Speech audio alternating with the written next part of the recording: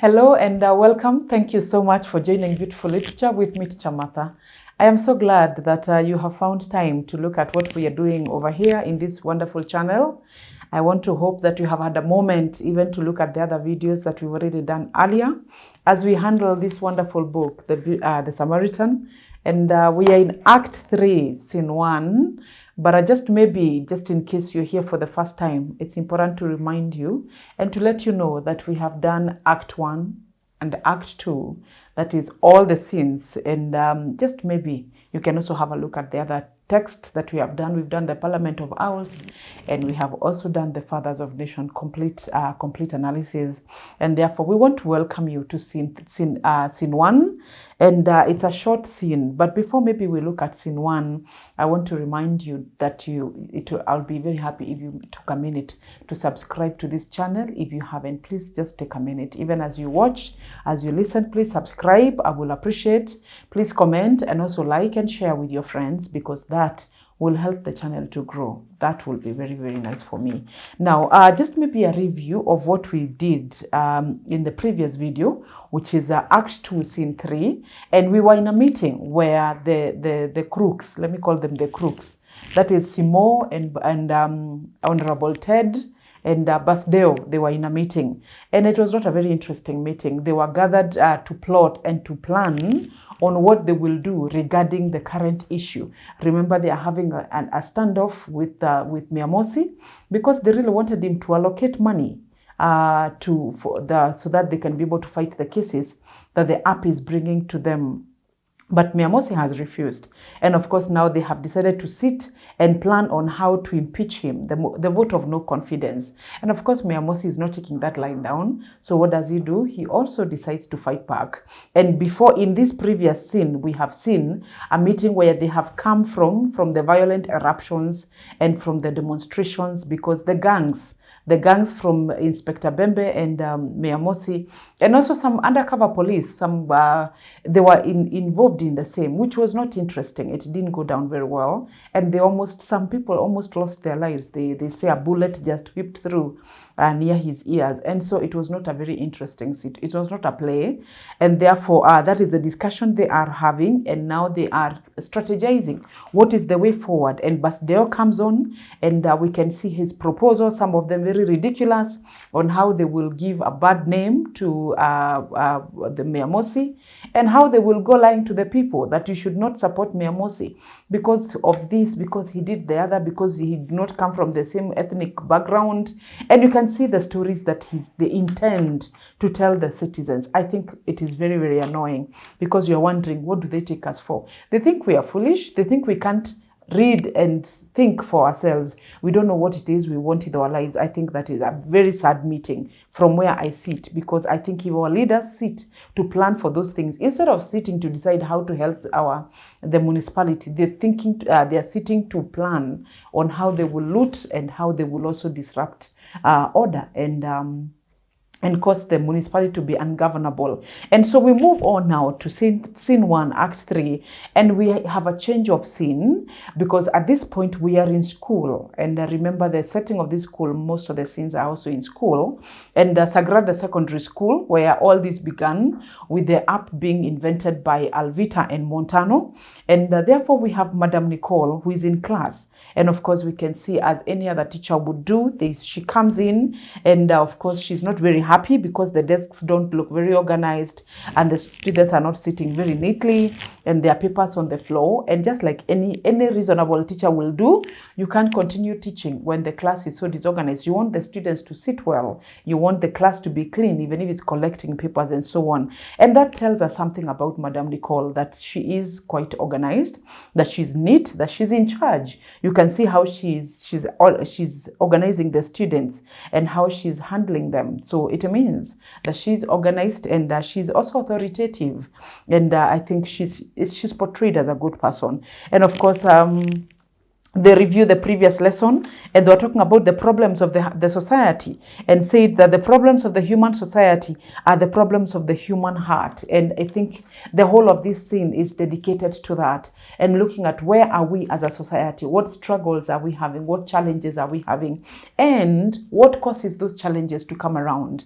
And now this comes at a good time, because now, so far, where we are in Act 1 and Act 2, you've been able to see the problems we're having in our society, the kind of leaders we're having, what the members of the society, the citizens, they are suffering because of how the leaders have conducted themselves.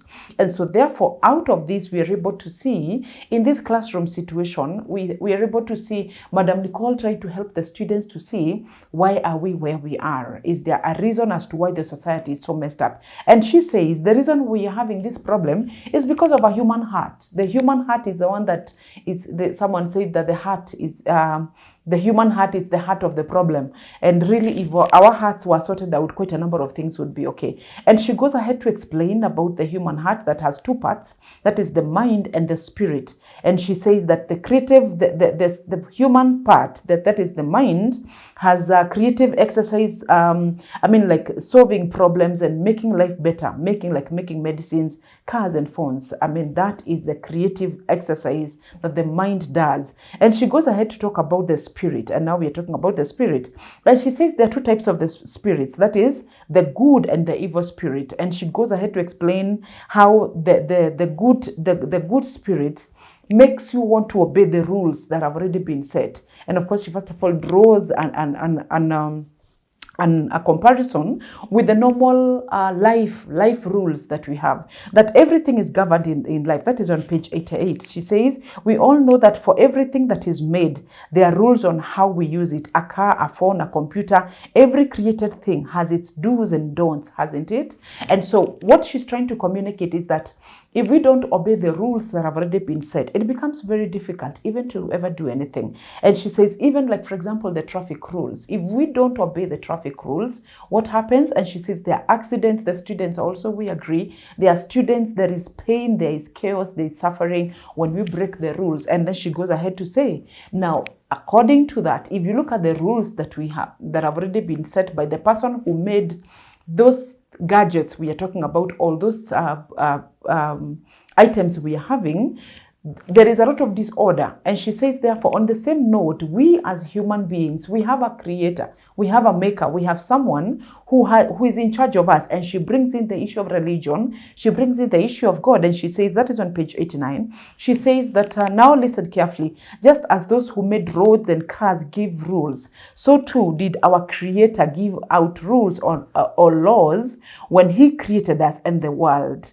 Is that clear? So she brings in the issue of religion, on how God has made sure that he gave us rules and laws on that we needed to obey, even as we live our lives. And of course, now she goes ahead to explain, if you are obeying the rules, then it's a good spirit that is helping you to do that.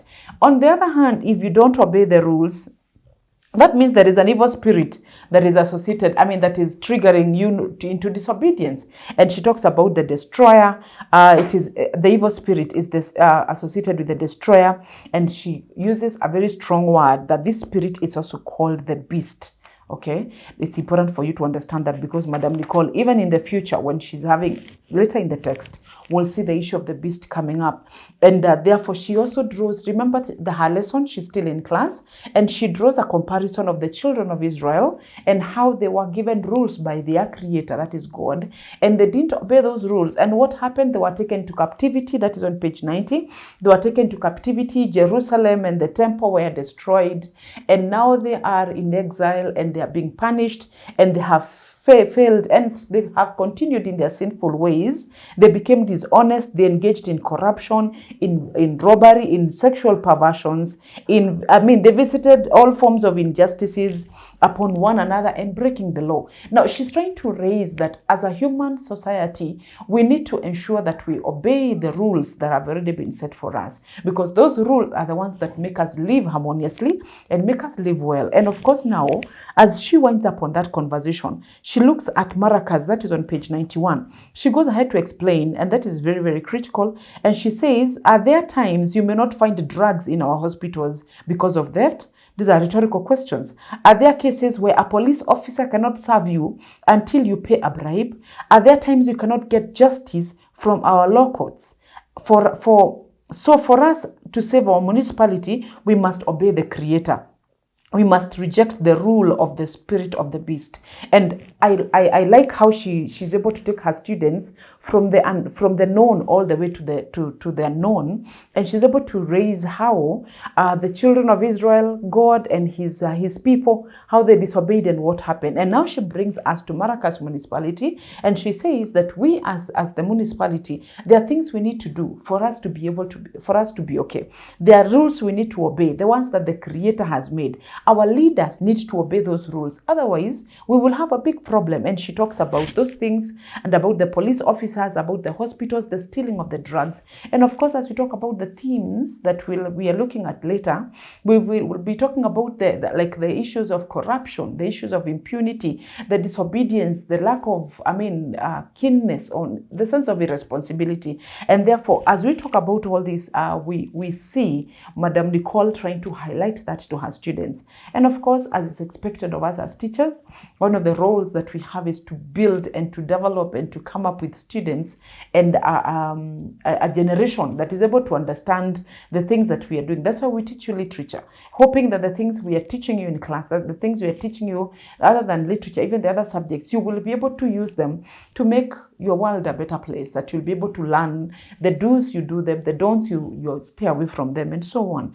And so as we wind up on that, because that was a very short act, I would want us to look at page 91 down there, where Nicole says, and you must bear in mind that the consequences of disobedience are inescapable for both society and the individual who disobeys.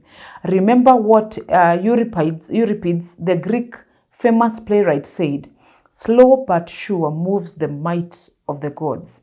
That means the mills of the gods grind slowly, but they grind exceedingly fine. In other words, justice will ultimately be served, however long it takes. You can never escape the consequences of your actions. That is a wonderful and a powerful way to finish that act, that scene. That she's saying that it is true that sometimes justice seems to take forever. It seems delayed, but delay is not denial. One of these fine days, Mother Nature will ensure that justice is served, however long it takes. And of course, this is an allusion. There is biblical allusion. There is also literally allusion. We'll look at it when you're looking at the styles.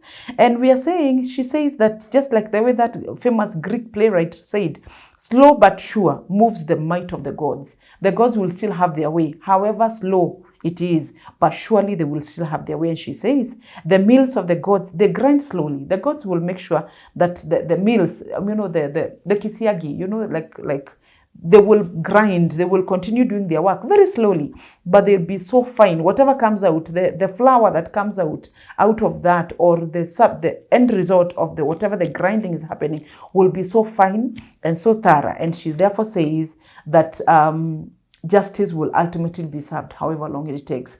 And this is so important because later on in the text, when you see this justice happening, we feel like it has taken forever for it to happen. There's so much that has not been happening. But now we can see that finally the gods, the mills of the gods, have finally been able to grind it well. And so therefore, but unfortunately, the class didn't go on very well because the principal, Madame Narine, came to look for Madame Nicole in the middle of the lesson.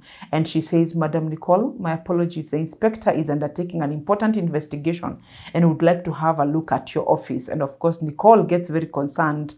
And she says, why would he even want that? And Madame Nicole says, I never thought matters can escalate to this level. Let me know what transpires.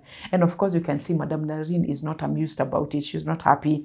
And she's like, you just go ahead and do your thing with the inspector and let him investigate and check whatever he's checking.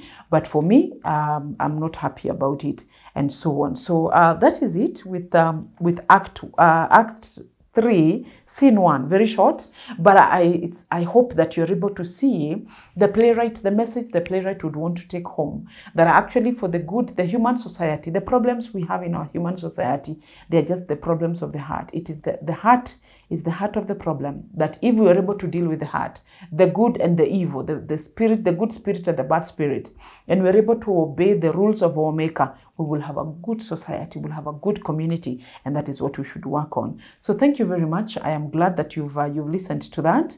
Let's now go on to Act 3, Scene 2.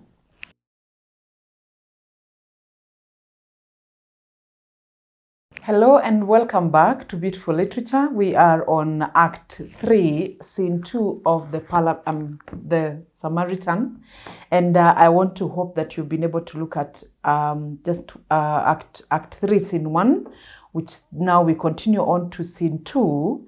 And we have we looked at Nicole, and she just had a visitor, that is Inspector Bembe, who has come to visit her in the school, and Madame Narine, the principal, has come to call her from class. And now we are in her office, and there's a conversation that is about to happen. But before it even happens, you can actually sense the mood and the atmosphere that is in that office. It is not interesting at all. Nicole is standing behind her desk. The inspector is standing on the opposite her. And then he removes his scepter from his armpit of his left arm and places it on the table. Next, he removes his beret and mops the sweat of his brow. And then he gestures Nicole to sit. That is a bad way to begin a meeting. And Inspector Bembel does not even have greetings. He goes straight and says, well, Nicole, a wide range of accusations have been brought forward against you. I am here to arrest you and arraign you in court on Monday. Remember, seems like this is Friday, and therefore I'm going to arraign you in court on Monday. And Nicole says, what have I done? And of course, now from there, we get a lineup of events that go on. And maybe very briefly, I want to touch on what happens. But before that, she's told, no, don't worry. You'll be told the details when we get to the police station, so that you can go and record your statement there. And be very careful. You know the famous line of the lawyers: anything you say or you say can and will be used against you in court. So therefore, she's being told, be very, very careful what you say. But Nicole puts her foot down and says, no, I did not do anything wrong, and I have not offended anyone, I have not broken any rules. And Inspector Bembe, of course, now starts to tell her what her crimes are. What has she done? Number one thing she has done is that she has not obeyed the leaders. Number one crime is that she has disobeyed the leaders. And she's like, which leader did I disobey? I have an obligation to do what is right, not to obey blindly. Leaders must not tell us what to do, not tell us to do the wrong things. And she goes ahead to explain and says, exactly, that's my point, that Miyamosi was here yesterday. He gave you instructions to do. Have you followed them? No. So therefore, that is crime number one. Crime number two is that you are destroying the lives of people, and through this app. And therefore, I would want you to find a way of making sure that you are safe, because these people that you're disturbing, these people that you're upsetting, will fight back. And when they fight back, they will come back for you. So one of the other things that we need to do, and now you see, now first of all, it's an accusation, but now later on he says he wants to become a bit negotiations, and says you are destroying lives of people. It's another crime that you're doing, that through the app that you have masterminded and have hidden behind the names of the students. You know that the other thing you're doing is that you're disturbing the peace of this society, the Maracas municipality.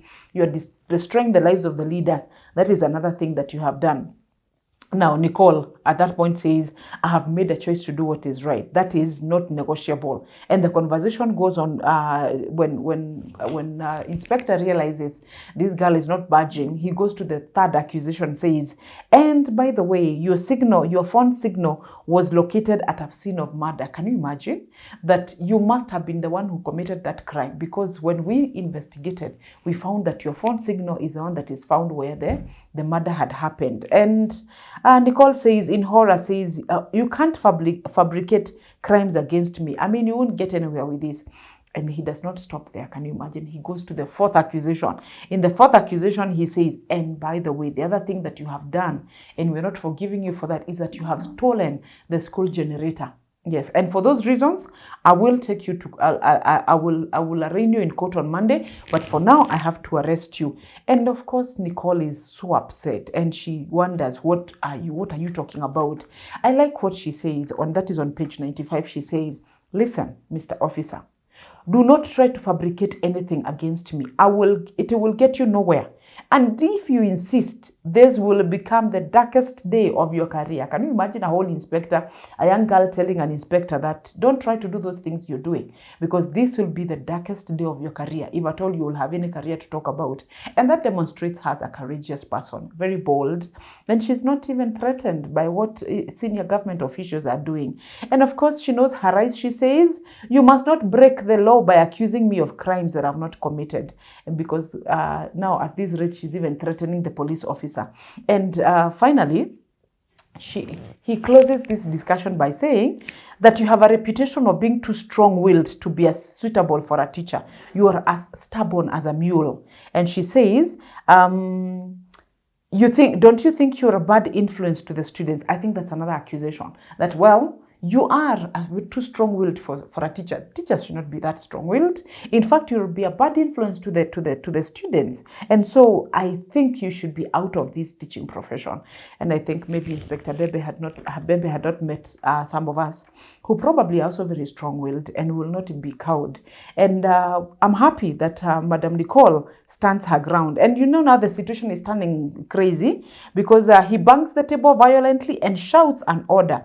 The police officers enter. They handcuff her, and there's a commotion, and the police officers reach out to Nicole. She resists and is overpowered.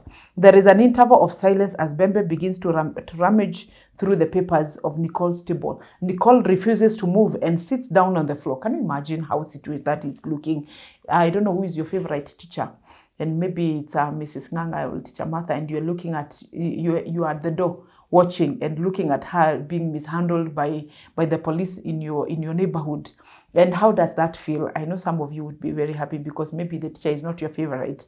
But in this case, Madam Nicole is a favorite of the students. So I want to imagine that must have been a very uncomfortable situation, even for everyone, even for her. And she does not even budge. So the officers drag her on the floor, and then at some point she says they stop, and Bembe moves behind Nicole's desk table and starts pulling the drawers, and one after the other he removes papers all over, and he even hits her with those papers. And then he's asking, "Where is the Samaritan? Where have you hidden it?" And Nicole is wondering, "What Samaritan are you talking about? Do you think Samaritan is a gadget, or it's a book, or what do you think it is? Something physical?" She says, "No, it's I don't have it. It's in the internet. You download it on the internet." And then, and you realize how illiterate this can get, because why is it so difficult for you as a whole inspector of police to understand what that means? And you can't start looking for the Samaritan for an app. If you've been hearing it's an app in the phones, so why on the internet? So why would you even come looking for it in her office? And of course, she's very firm. And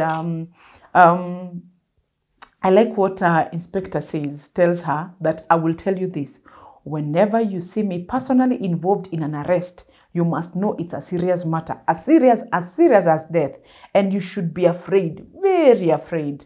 And Nicole says, "I'm not guilty of anything. I refuse to be intimidated." I can even see the look on her face when she says she's being told you should be afraid, very afraid. And how she says, "I am not guilty of anything. I refuse to be intimidated." That is boldness. It is courage. It is being assertive. It is being very firm. And therefore, of course, the discussion go on. And so on page 897, very important part there, where when finally he picks the papers and of course hits her with those papers. And then Nicole is being told by Inspector, "Now you have to tell those two students to shut that thing off, all right?" And then she asks, "Why should I?" "Because it is the right thing to do." Can you imagine how ironical that is? That Inspector Bembe now feels that the right thing to do is for it to be shut down. And Nicole is asking her, "Why would you even want? You're the inspector. What the app is doing is actually making your work easier. It's actually helping you to know who are the people who are supplying air." You can see that on page 97. She says, "When it helps Us to know who supplies air to the municipal council instead of goods and services. Is that dangerous? Because he says the app is very dangerous. And so Nicole is asking, what is so dangerous? In fact, he says, when it helps you obtain information on criminal gangs, is that dangerous? And I mean, because we expect you to be very happy about this app as an inspector of police. We expect you to even be able to support it because it is the one that is going to make your work easier. You will be able to know what's going on. And he says very arrogantly, I don't need any idiot of a Samaritan to help me do my work. I am highly trained officer. Are you stopping it or not? And then she says, how can I stop something that is neither mine nor in my custody? She says, do you realize you are a very dangerous woman? She says, I'm just a simple teacher trying to do what is right. He says, just as I thought, the Samaritan app was your brainchild. You're hiding it behind innocent students. You have an evil plan. And Nicole says, the Samaritan has no personal agenda. It is the people's platform for protecting and promoting the public good. So he says, so you won't stop her? He says, arrest her. And that is how our Madame Nicole gets arrested. Can you imagine? And she's put in jail. I mean, she's put in the cell.